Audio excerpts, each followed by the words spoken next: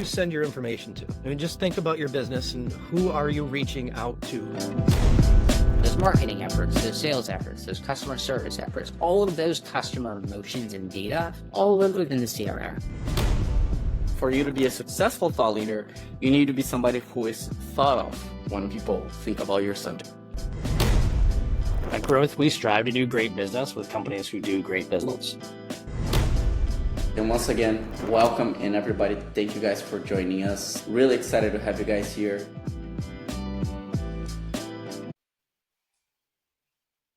Perfect. So we're going to get started. As always, we try to be pretty timely with these. Ollie, while I introduce everybody, if you want to get your screen share up or whatever it is they want to do. But everybody that's joining in, thank you for coming. My name is Rick. As always, I'm the host of our micro lessons. I'm really excited to bring back a previous micro lesson guest speaker and good friend, Ollie Whitfield, here to talk a little bit about how to actually get some exceptional webinar registrations for your web strategy. That's it from me, though. You guys are not here for me. You guys are here for Ollie. So, Ollie, please take it from here, my friend. All right, man. Good stuff. Well, thanks for having me back, first of all. And if you're new to watching me at all, then hi, nice to meet you. I'm Ollie. I do a lot of webinars, probably 400 or 500 I've done in my career, about 100,000 registrations in total. That said, my main goal is at some point to become one of the 5 people on the webinar intro there. One day I will achieve that, and I'll put that on my gravestone at the end of my life. So one day, maybe. You're here to learn about webinars. So I've run a few, just as I've mentioned, and when I'm not doing that, I play a bit of pool, or if you're from the States, some billiards, or I don't know what you guys call it, but same thing, and snooker, which you guys don't play so much. But the rest of my time, I spend thinking and doing webinars for the most part. Today, I want to go through what is normal, what is better than normal, and what is way better than normal, because the sad, honest truth is that a lot of us don't really scratch the surface when it comes to doing things through for our webinars that are just beyond the standard stuff. So I'll go through what I mean by that in a moment. We'll paint the picture, but very honestly, a webinar at this point for a lot of companies is kind of a poor use of time. There's a lot of stuff and resources and money and human time that goes into doing one that just doesn't really go that far, really. We don't make the most out of it. It's one of the most time extensive and exhaustive things that you can do as a marketing effort anyway. So it's a shame to not make the most of it. So much of the things that I mentioned here in this slide, and try not to read it all word for word because you'll have the rest of the presentation already, but much of that is about how can we squeeze that lemon. Before I even read this out to you, so don't even bother reading ahead. You'll not learn anything yet. What do normal webinars look like? Pretty crap. Let's just say it how it is. So normally there's 1 or 2 emails that go out to the email list. If we're lucky that we're even sending to the email list and not some random bot list that's got 5 million bounces in it. Sadly, that still happens. That's one thing. On social media, just posting out the one image on the LinkedIn company page and not tagging the speakers because we used an automation tool to do it via RSS or even worse, something else. Doesn't get any engagement, gets about 7 views, and great, no one clicked or registered. Even better. And that kind of thing, just I could go through any other channel you want and name some kind of poor practice in that regard, which just doesn't lend itself to making use of. Let's say this was going to be an hour, it's probably half an hour today, but the half an hour time, if we worked out each of our, the pay that we all make to be here and the cost of whatever tools we're using to be here and other things, it's just a massive loser to make that kind of effort in promoting something. And what are we going to get out of it? And it's just not going to work. So my big thing is to push forward and say, let's make more of these things. They're special. They can be special. Most of us don't treat them in such a way. So comprehensive email marketing and social media marketing as well. This is what I would call table stakes. If you're going to bother, if you're going to spend the effort and time, this is what you should be doing. Email marketing is probably the most important thing at the moment for any webinar registration method you could use at all. Social media used to be that. It is now not, or at least for me anyway, unless you're talking about spending money. I'm not talking about spending money on ads. It used to be social media. You used to be able to say, here's 2 influencers who I want to talk with, and they've got great audience and they have great expertise. Brilliant. What I'll do is I'll get them to commit to 2 LinkedIn posts, and they'll just put the link in the comments, and that'll go really far, and I'll get, let's say, 100 registrations from each of them, which I've had many, many, many times. And if I can bring 100 myself from whatever promotions I do, whether my brand or email or me personally, that doesn't matter because I brought 200 new. Great.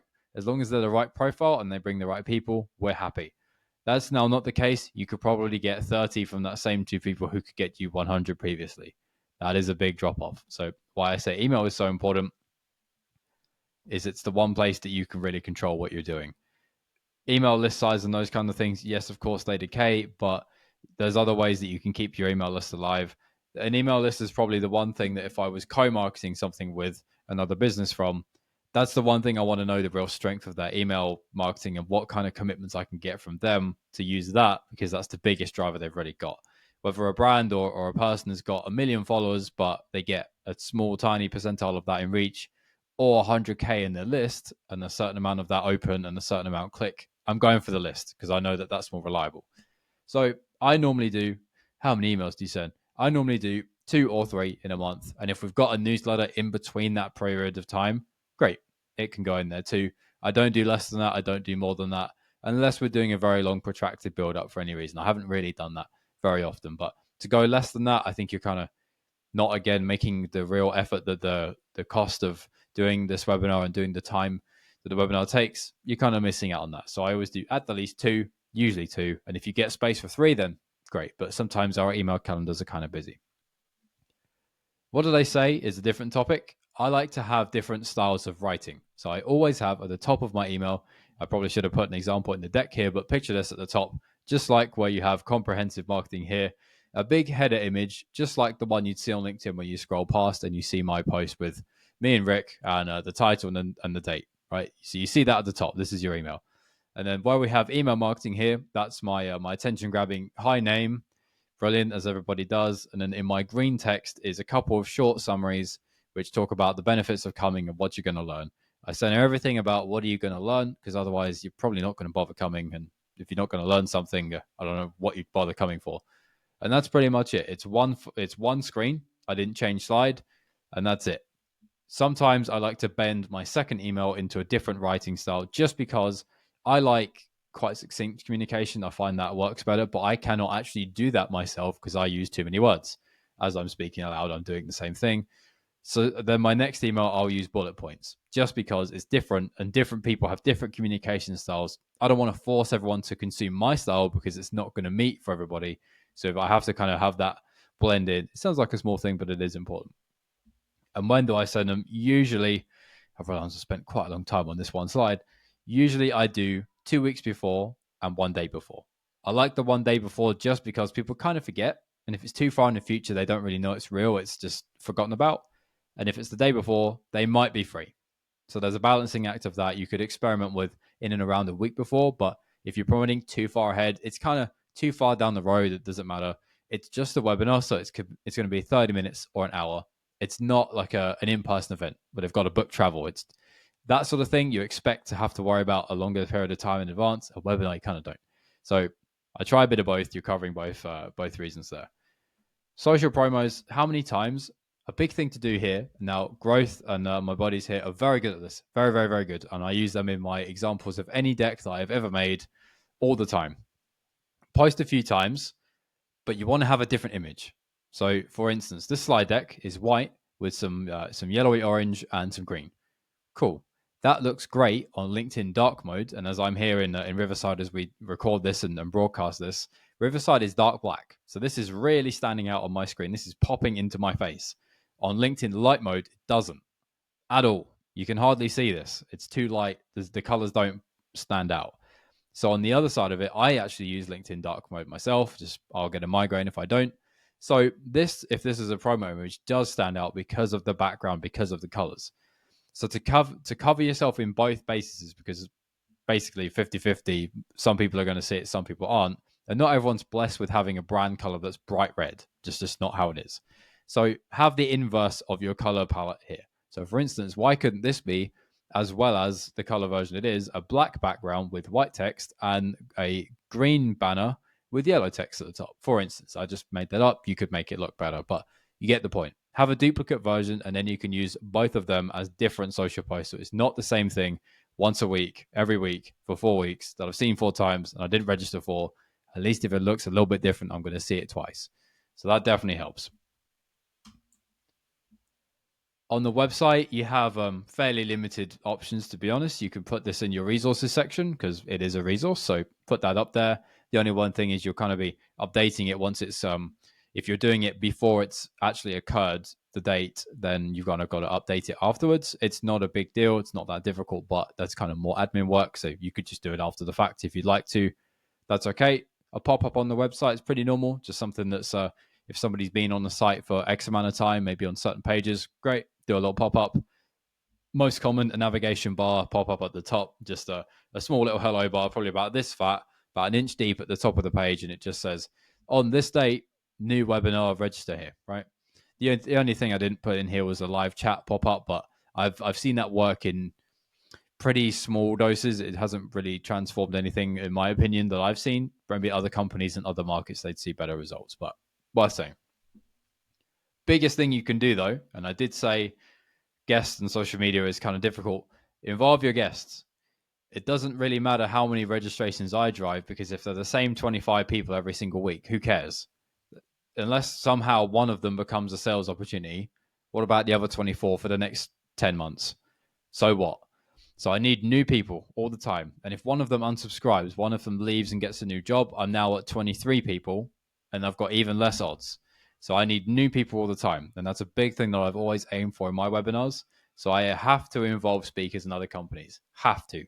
Point blank has been the biggest thing that has driven any results for me as a marketer over these 400 or 500 webinars and 100,000 registrations, working with other people. No secret to it. All of my success is built on that. So take of that what you will. Always involve at least a couple people. Not on every single webinar. You can do it for other reasons, but when you're trying to bring a bigger crowd, more people and other speakers helps massively. Always send them the creative. Always get expectations on what promotion they will do and then what they get in return for that. So maybe they'll ask for the lead list if you're okay with that. Maybe they won't. Maybe they just want the exposure. There's varying levels of what people want, but you've got to set the expectation. It's your show. You own the success. You own their promotion. Getting above and beyond a little bit. This is where I get excited and I have a lot of fun. So let me take a quick sip of my drink to catch my breath before I run out. Sponsorship. Oh boy, good fun. I do not mean paid. So I shamelessly ripped and copied, sorry to Tyler Lassard, the VP of Marketing, who I copied this from, Vidyard's virtual conference model. I've literally copied it because there's nothing new under the sun and it's not original to them anyway. Other people have done it. But first time I saw it, I was asked to speak at a virtual conference, which I then copied the model of and involved into my webinars thereafter as well. They said to me, if you generate one lead for this, we'll give you a unique link so that we can track that. You will then get 2 leads from the rest of the registration list, which fit your ICP. So tell us, what types of company, job titles and stuff like that would you like? But you'll get that as an incentive and a thank you for taking part, giving us your time and helping us promote. What they also had was 5 other vendors doing that. You can see how that scales to, we're not having to work very hard. We're just putting on this event and everyone else is driving everyone into it. And we're just giving them each other's contacts. Cool. Really good thing to do if you don't have a big list, because you don't need to do hardly anything yourself. You just have to do a lot of grunt work and admin to get all of them to do it. So there's no payment. I mean, I've worked in companies who have a media model where they do take paid sponsorship. But for most companies, the marketing org is not a customer success function. The primary of the company is not to get sponsor dollars. It's to get revenue from selling the product or service. So keeping that in mind, let's not become a success team and managing sponsor relationships. Let's focus on that. The best way to do it is remove money and put lead sharing in the way. The only thing you have to be slightly careful of is what guarantees you're getting. As I said previously, you're going to want to make sure they're going to promote this amount and that amount and they get this and that. What shout outs are they entitled to? So are they a sponsor logo on the deck? For instance, you see growth down here in the corner. Should there be my logo next to it and another logo next to it and another one? At what point does it look a bit too much? Keeping that in mind. And what, how quickly can you expect to give them the leads and things like that? So working that out, that's your biggest hurdle to sponsorship. I've had, for a virtual conference I did, 10 sponsors. 4 of them were target accounts. They drove 75 to 85% of the leads. I mean, we were happy with the lead list because it was all of these companies who were tangential to what we were doing at that point. A couple of them were target accounts too, so it deepened relationships with them. that's a win-win. If you can ever involve a target account in speaking and then involving the sponsors, then you've got a double win, because you've just got your target account to speak for you, but also you didn't even have to generate any registrations for it. Someone else did that for you. So there you go. So there's that. Videos per guest. We tried to do this for this webinar. I forgot. So I'm very sorry, everybody. I'm Rich. But what you can do is you can say, listen, we're going to do a webinar in 3-4 weeks. And what we want to do is say, here's a really difficult question, or here's something that is a standout piece of social media content that you could post on any LinkedIn profile or wherever else that you think is appropriate for you. And it could just be stand-up content itself, regardless of the future webinar. That's all predating context. And you could say, Rick, I basically want you to come up with a question that's really difficult for me that I would struggle to answer live, but give me some time to think about it. Not a week like, do you think webinars are very interesting? That's a rubbish question. I want you to say something like, what would be a typical retention rate that you'd be pleased with on a webinar for this market, right? Something like that, where I kind of got to put some thought into it. That might be interesting, maybe a bit contentious, controversial, that sort of thing. If I can get that video, if I can get him to ask me that question in a video, he takes out his phone and he records it like this, and he says, hey, and asks the question to his phone, post that on LinkedIn, and then you start to get comments from me, from other people, and then you can slip the link in the comments in there. Much as I said, it doesn't work as well, at least it's a different format and you're getting more engagement in the content. It's a natural ad rather than just a promo post. So thinking of doing that is something that you could do. Working with your previous and future guests is one kind of easier way to do that. Otherwise, it's a bit random to just ask someone, hey, could you ask me a question and let me promote my thing? If it's a future guest, it makes it a bit easier. Going a little bit above and beyond. Now, it doesn't mean if you do PR, you are exceptional, or if you don't, you are not exceptional. But if you've got a very big guest, PR is like the gold dust that you need. I was on a webinar once where they had Mark Cuban, if you say it that way, Cuban, I don't know how you pronounce it. They did quite a bad job of marketing him being on it. And I think the arrangement that they had with him on what the content was going to be and his promotion. I say that because I don't even know that much about him. I know he owns a sports team. Maybe it's a basketball NFL team. I don't know. I know he's on Shark Tank, or was potentially, something like that. Beyond that, I just know he's a rich guy who owns lots of businesses. He's got a massive audience. He's quite outspoken. That's it.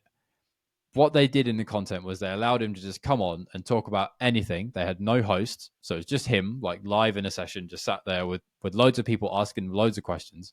And what do people do when there's no structure or nothing that's being put in front of them? They fill the space. So everyone's asking him in the chat, so, hey, you're going to buy this player? Like, what about investing in this business? Or on Shark Tank, you passed up on this business. Like, why did you? They're doing really well now. Do you regret that? They missed out massively on making that content really useful for them as a business. And equally, they got like 300 people come to it. I'm sure if they got a promotional agreement with Mark in place that said you're going to have to post this time and do these many posts and this email or whatever they could get him to agree to, they'd have got way more than 300 people, because his network's got to be in the couple millions, something like that. So to get 300 to it wasn't very much at all. And then just the questions were so random and so not about any business stuff that the lead list would have been next to useless to them. All that to say, the PR, if you've set it up correctly and the content is going to be strong, the PR adds fuel and fire and flames to the lead list that you've got for this. People are going to register for it. You're literally using their name. You're paying them for that, and they know that, and that's okay. There's nothing wrong with it. But if you're not having a big name, I probably wouldn't bother using PR.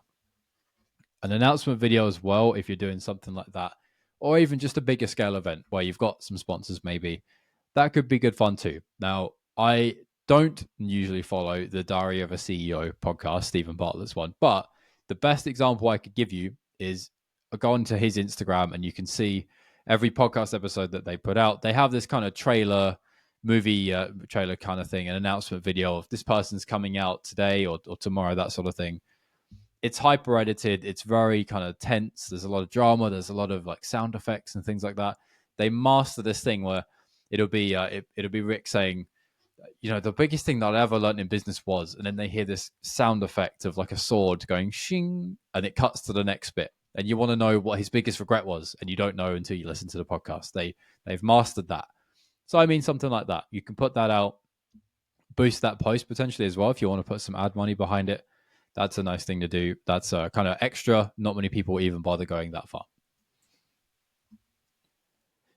The big one that really makes a true masterfully ran webinar stand out is the way that you enable it to be repurposed. I'm sure that everybody here has been kind of in that situation where, hey, here's a podcast. Can you go and find some cuts from it? Hey, here's a webinar. Can you find like the best bits? And you're like, so I have to now watch the whole thing. Like, I've got to spend a whole hour to just watch this and find clips. Like, that's so slow. There's got to be a better way to do it, especially with AI and all these things now that make everything a lot easier and a lot quicker. That's a poor use of a human's time at whatever rate you make. So repurposing, if you think about it beforehand, structure generates the repurposing. If you've got, for instance, a quickfire round at the end of your podcast, that is easy to say, well, we'll just go to the quickfire round and we'll cut out the answer to question 1 or 2 or 3 or 4 or 5. Doesn't matter. You've got a place to reference. That is a really big thing for a webinar. So maybe that's for another day, or maybe watch the previous one. I'm sure there might be a link in the comments because there's some frameworks which will give you more of a structure to do that. But as far as repurposing, obviously having video clips is a straightforward one because there's something visual on screen and you've got a visual and audio. So a clip is a great way to do that. Growth do an excellent job of putting that on their YouTube channel in particular. It's growing really quickly and getting a lot of views. So they're a great case study for do that. I'd check them out too. But other than that, taking everything into a transcription is a no-brainer. There's a million tools that do it basically for free with pretty decent accuracy. You don't need 100%. But let's say you could take this slide and you could turn this into one blog. You could take my previous slide and turn it into 2. The other slide before that, and you could turn it into 3. All of a sudden, that's about 7 blogs. I can't count. I don't know what I said, but you've got a load of blogs there. And then equally, roll those blogs together into one ebook. Great. There you go. And then you've also got the transcript where you can pull out the best quotes that I had. And then you've got quote images to slide into the middle to break up the text of your ebook. And then you've also got, if Rick decides that he wants to ask, let's say, a series of quickfire questions to every webinar guest at the end, then you've got, say, 1 webinar a month, 12 in a year. You've got the 12 insights 12 experts give their insights to the difficult marketing challenges we can't fix. I made that up. That wasn't the best one ever, but you get the idea of there's 5 insights, 12 people. It's quite easy to do, really. All you need is a design. All you need is the copy to be massaged, and you've got basically AI to help you with a lot of that anyway. So I spent too long explaining that, but that's because it's so important. All of the effort, all of the time, all of the resources, all of the money and the tools and everything else that goes into a webinar. Like I said, one of the most expensive resource and bandwidth things that you can do beyond advertising, which will always take the cake, and events, which will always be the most expensive. This is kind of up there, and a podcast too. So make the absolute best out of repurposing it, because you don't even have to bother making other content if you do this right. If you plan what you're going to talk about, you don't have to do anything else. You just take everything out of this and it makes everything for you. I'm off my soapbox. Okay, I'll breathe again. YouTube ads is a very interesting thing to consider if you're doing ads anyway. They're very cheap to get a lot of viewership. Let's say that. LinkedIn ads notoriously expensive. Google ads notoriously expensive. YouTube ads is a little bit different. There's more to it than I could really go into with the time that we have. But naturally, you're going to get a lot of clips from doing a webinar. And usually as well, it'll be a thought leader in the space who is recognizable beyond just the company name who they're associated with. So that is also very useful. It's a pattern interrupt if I could see that well-known thought leader when I'm just on my YouTube watching a crappy video in the evening. It's, oh, that person? And then I'm going to listen to what they said. And I've even put a full webinar on a YouTube ad, and some crazy person watched 48 minutes of it on an ad. I mean, I can't believe that they did that, and I'd like to ask them how and why and what's going wrong. But it doesn't have to be a short video. It can be, and it probably should be. But putting YouTube content, putting YouTube videos onto YouTube ads is a brilliant way of getting a lot of viewership that you can retarget down the funnel. But your webinars are a very good source of doing that, and I think a lot of people kind of forget that. Look at that. I just ran through all my slides. So Rick, dude, what do you want me to go through here? Yeah, I'm controlling them, so you direct me, bro. You got it. Well, this is just some opportunities to get in touch. You can actually go to the next slide over. Thank you, man. That was an incredible webinar. As you guys, Ollie touched on a lot of the things that we do. And when he's talking about repurposing, all of our lessons are available on YouTube, and we repurpose that content into multiple different clips. So if you want to see some short bite clips of this, Ollie's previous lessons and a lot of our other lessons, scan that QR code so you can subscribe to our YouTube channel. And if you can go to the next slide, Ollie, this will have the QR code as well for you to join our community. It's a Slack-based community where Ollie, for example, is one of our members there, and we discuss all kinds of things from things like webinars, demand generation, tools, strategies, all kinds of things. So it's free to join. All you need to do is scan that QR code, and we can talk a little bit about some questions and answers. I think we have a slide for that too. Thank you for the incredible lesson, man.